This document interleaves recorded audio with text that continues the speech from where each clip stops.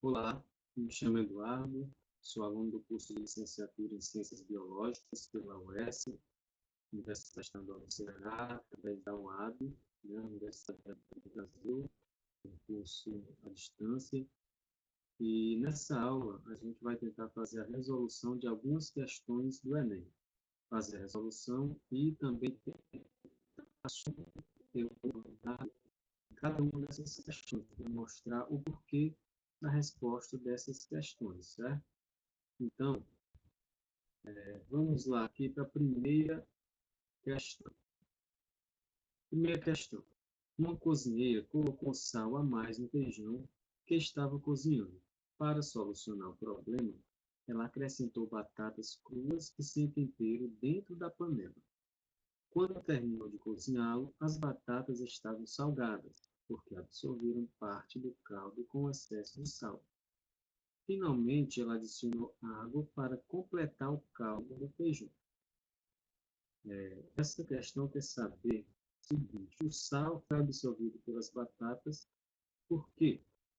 Bem, para a gente resolver essa questão, a gente tem que entender o seguinte: o sal, ele é um solvente ou um solúvel?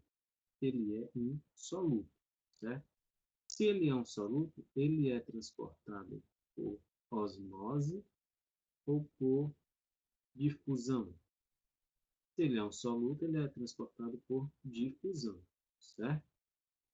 E sempre seguindo um gradiente de concentração, indo do local onde tem maior concentração, nesse caso o sal, né? Tem mais concentração de sal no caldo do feijão, indo para a batata, onde tem menos concentração. Né? No caso, as células da batata estariam hipotônicas e o caldo do feijão hipertônico. Né? Então, o sal, através da difusão, seguiria esse gradiente de concentração, saindo do hiper para o hiper. Né? Então, vamos ver aqui o que dizem as alternativas para a gente ver qual é a correta.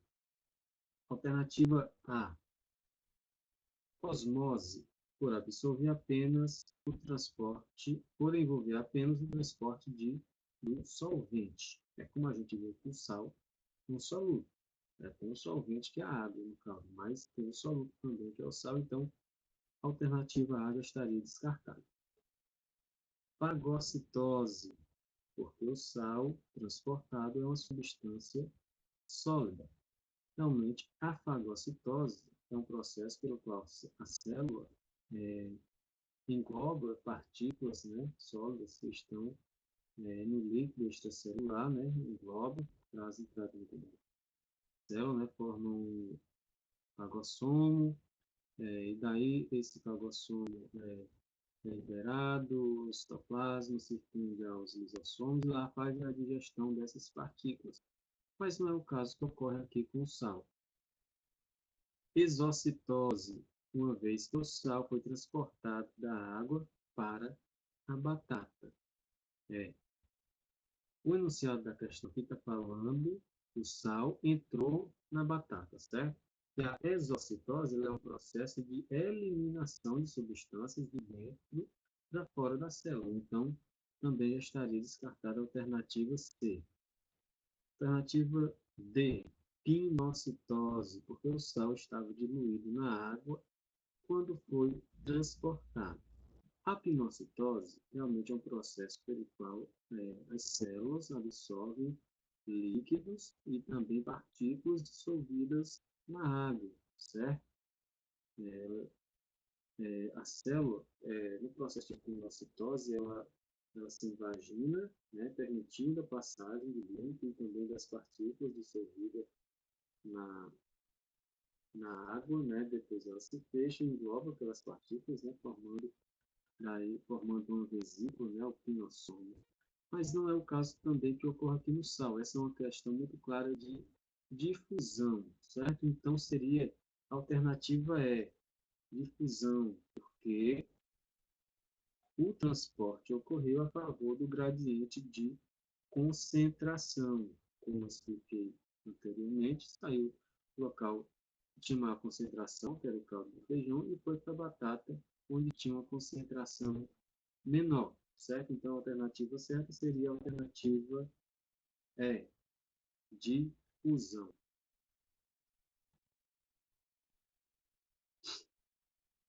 Vamos aqui para a próxima questão. Na piscicultura, costuma-se usar larvas de artêmia, que é um crustáceo, para alimentar larvas de peixes. Ovos de artêmia são colocados em garrafas com água salgada e, sob condições ótimas de temperatura, luz e oxigênio, eles eclodem, liberando suas larvas, também conhecidas como náuplios. Para recolher os náuplios, coloca-se uma lâmpada branca fluorescente na boca da garrafa e estes começam a subir em direção ao gargalo. Esse comportamento das artêmias é chamado de...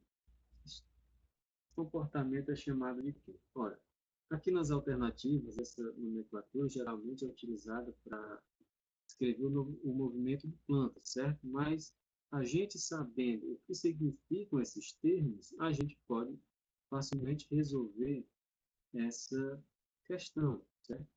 E assim, a gente tem que perceber também, entender que no enunciado da questão, geralmente vem informações muito importantes para que a gente consiga resolver. Se a gente prestar bem atenção no enunciado, facilita já para fazer a resolução.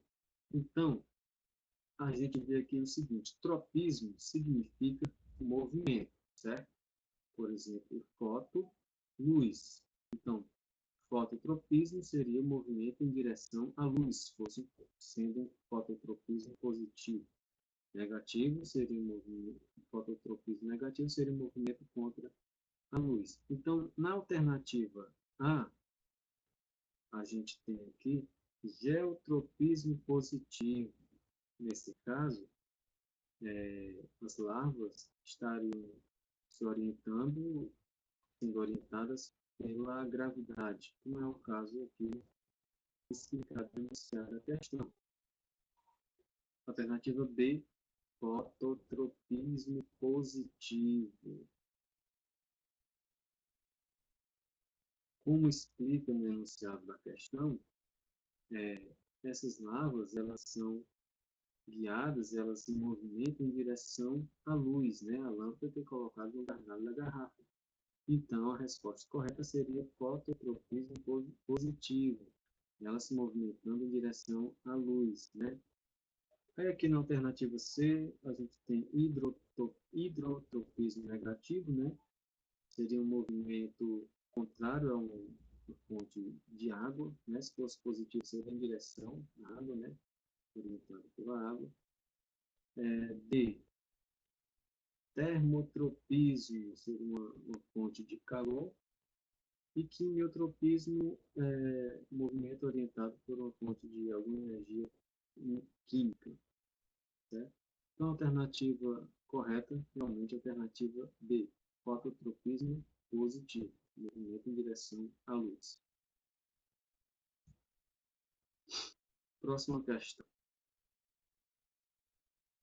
Na família Retroviridae, encontram-se diversos vírus que infectam aves e mamíferos, sendo caracterizada pela produção de DNA a partir de uma molécula de RNA.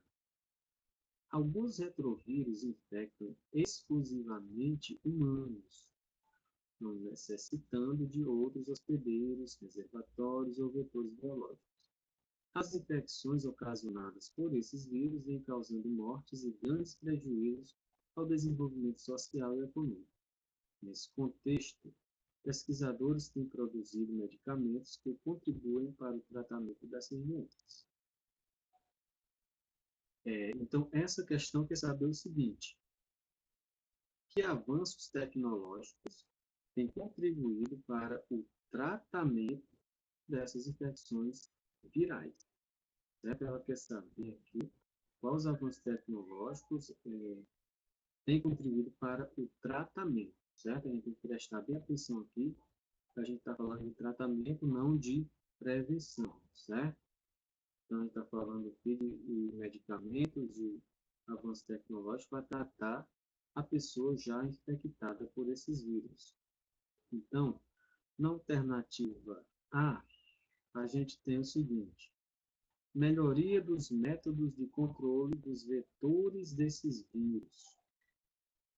Essa seria uma alternativa interessante para evitar a doença, certo? O controle dos vetores desses vírus, certo? Porém, a gente está falando de tratamento, não de prevenção. Fabricação de soros mutagênicos para combate desses vírus.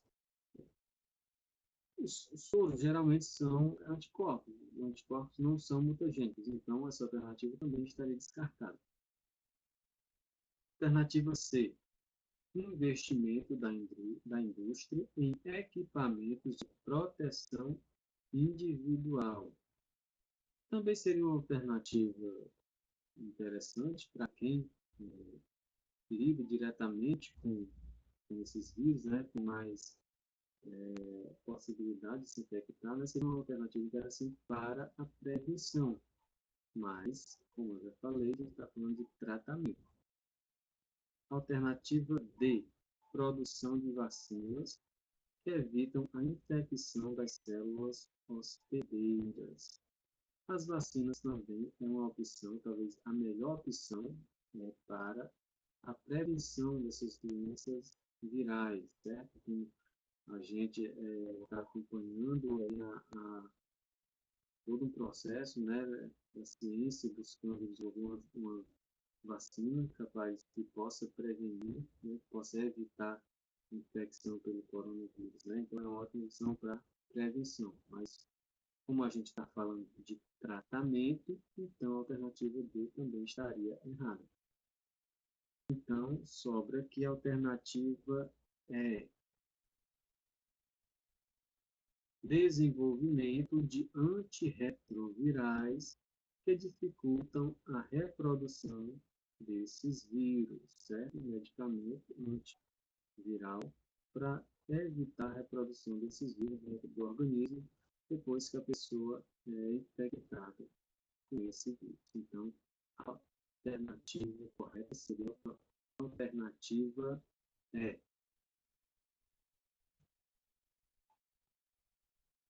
Vamos ver aqui mais uma questão que diz o seguinte: a fluidez da membrana celular é caracterizada pela capacidade de movimento das moléculas componentes dessa estrutura.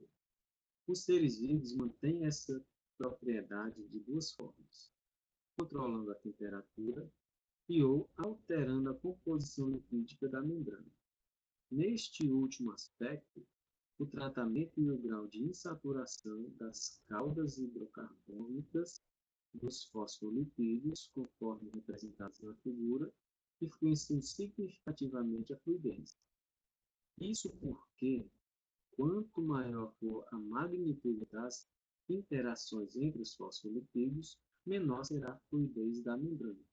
Então, a gente tem aqui essa imagem, que é uma representação simplificada da estrutura de um fosfolipídio, né, mostrando aqui as caudas hidrocarbônicas, né, a cabeça polar, e mostrando aqui essa curvatura, aqui no ácido gráfico, que representa uma insaturação, certo? Assim, existem bicamadas lipídicas com diferentes composições de fosfolipídios, como as mostradas de 1 a 5. Então, olha, aqui na 1, a gente tem uma representação, né, de uma bicamada lipídica que não tem nenhuma insaturação, né? Não tem nenhuma insaturação. Então, ela seria aqui uma substância sólida, né, em temperatura ambiente e com pouca fluidez, ou nenhuma fluidez. Já essa opção 2, ela é a imagem que mostra uma maior quantidade de insaturações, certo? E essas insaturações, assim como o tamanho mais curto dessas caudas hidrocarbônicas, elas promovem uma maior fluidez, certo? Então, essa seria a imagem que representa a maior fluidez. Qual das bicamadas lipídicas apresentadas possui maior fluidez? Seria a alternativa B, né? A bicamada lipídica apresentada pela imagem 2, ok? Vamos ver aqui mais uma questão. Algumas toneladas de medicamentos para o uso humano e veterinário são produzidos por ano.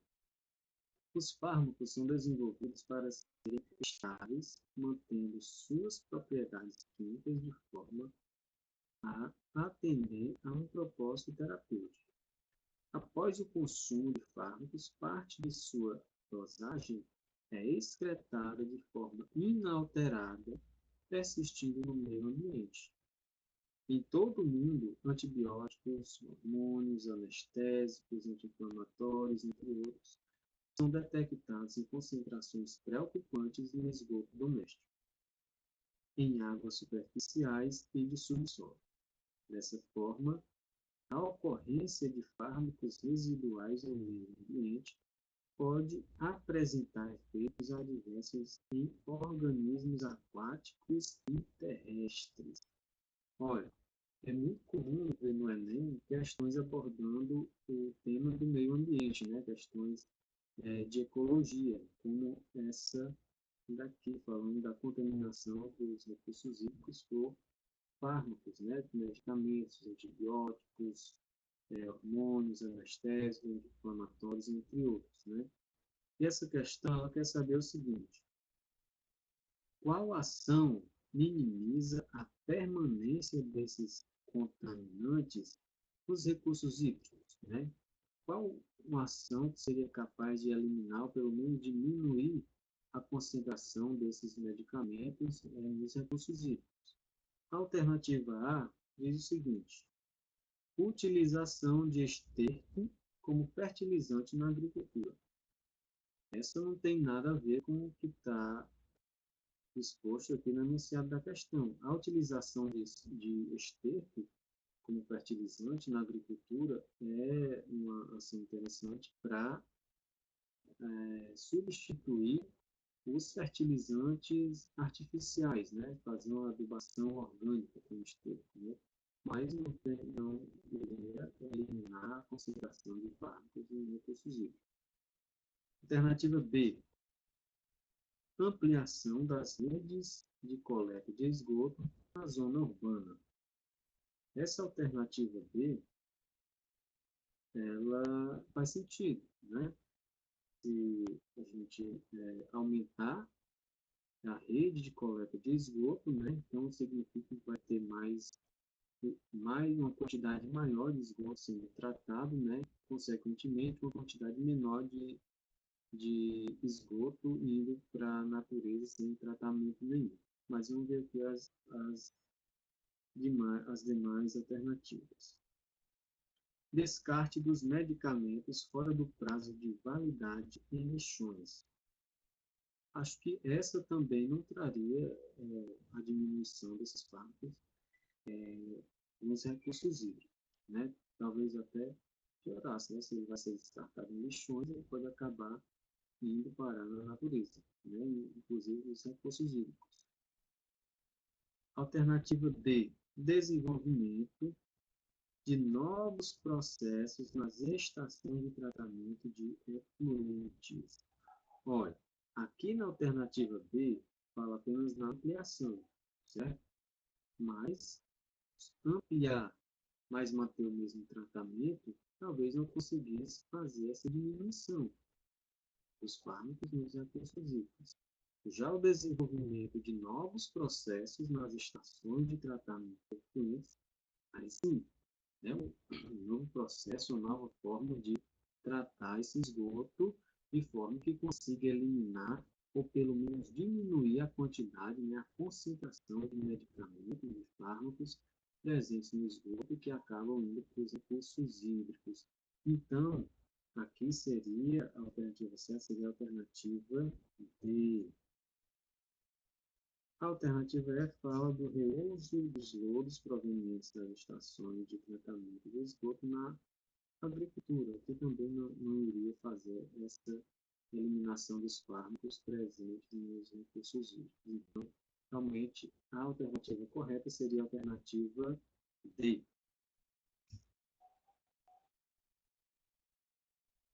Vamos ver aqui mais uma questão.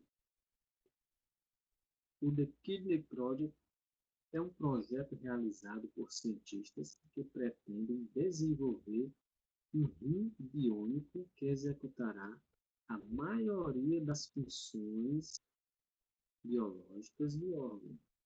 O rim biônico possuirá duas partes que incorporam recentes avanços de nanotecnologia, filtração de membrana e biologia celular. Esse projeto significará uma grande melhoria na qualidade de vida para aquelas pessoas que dependem da hemodiálise para sobrevivência. O dispositivo criado promoverá diretamente a isso aqui é um grande avanço na área da saúde, né, que vai trazer que pode trazer uma grande melhoria na qualidade de vida dessas pessoas que têm problemas renais, precisam estar fazendo hemodiálise constantemente para sobreviver. Né? A vida dessas pessoas depende do processo de hemodiálise. Então, esse rim biônico, com certeza, pode trazer uma grande melhoria na qualidade de vida dessas pessoas. E aqui a gente tem que entender o seguinte, para que a gente possa resolver essa questão.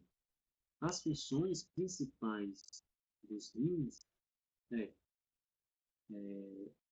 eliminar o excesso de excretas nitrogenadas do nosso corpo, né? Eliminar o excesso de água e também o excesso de sais minerais. E essas excretas nitrogenadas no nosso corpo, do nosso organismo, é a ureia, certo? Então, de cara que a gente já vê que a alternativa correta seria a alternativa A, né? O dispositivo criado promoverá diretamente a remoção de ureia, certo? Aí aqui a alternativa B fala da expressão de lipídios, né? Os rins não fazem expressão de lipídios. A alternativa C, síntese de vasopressina. Também não é a função dos rins. Transformação da amônia, essa transformação da amônia ocorre no fígado. E a alternativa é fabricação de aldosterona. Também não é uma função desenvolvida pelos rins. Então, a alternativa correta realmente seria a alternativa A.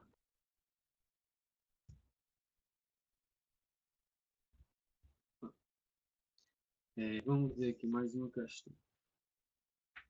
A poluição radioativa compreende mais de 200 nucleidos, sendo que, do ponto de vista de impacto ambiental, destacam-se o césio-137 e o estrôncio 90. A maior contribuição de radionucleotídeos antropogênicos no meio marinho ocorreu durante as décadas de 1950 e 1960, como resultado dos testes nucleares realizados na atmosfera.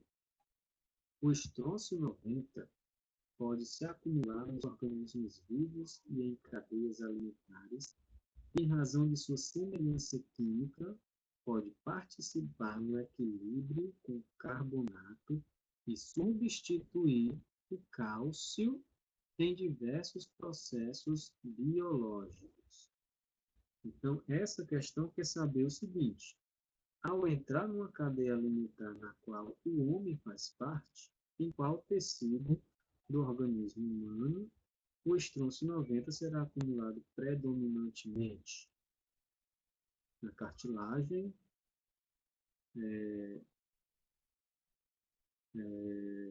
nos tecidos musculares, no tecido sanguíneo, tecido nervoso ou no tecido ósseo. Essa questão, ela deixa bem clara, né, que esse estronço 90 ele consegue substituir o cálcio, né, em diversos processos biológicos. Então, se ele consegue substituir o cálcio, então fica bem claro que aqui seria a alternativa no tecido ósseo, certo? Aqui a gente percebe, mais uma vez, que o enunciado da questão traz informações muito importantes, né, que dão subsídios para que a gente possa achar a resposta correta, certo? Então, vamos para mais uma questão, que eu acho que é a última.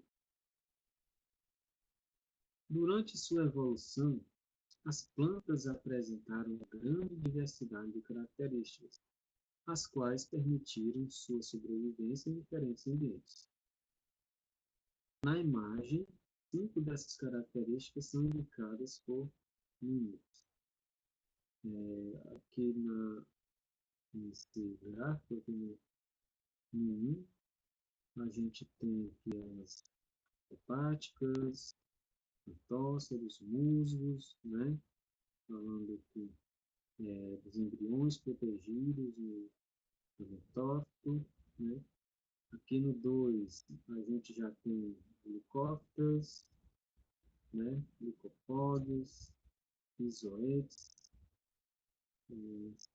Gínela, e tem também já aqui as pteridófitas, né? Como as samambaias.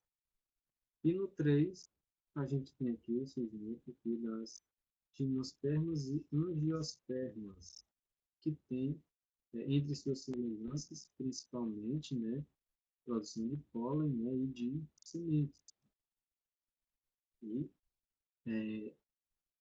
a formação do tubo colínico, né, foi a principal característica que permitiu que as plantas colonizassem o ambiente terrestre, né, porque isso facilitou, né, que as plantas tivessem uma maior reprodução, uma maior facilidade para se reproduzir. Então, essa questão aqui quer saber o seguinte: a aquisição evolutiva que permitiu a conquista definitiva do ambiente terrestre pelas plantas para o aqui seria o número 3, alternativa C, que é a formação do tubo colínico.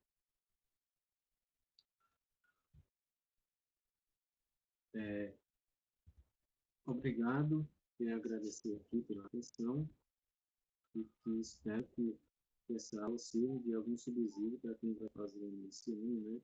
É bom a gente estudar as questões anteriores, né, das provas do Enem que aconteceram nos anos anteriores, né, para que a gente possa ir se familiarizando com os tipos de questões do Enem. Muito obrigado.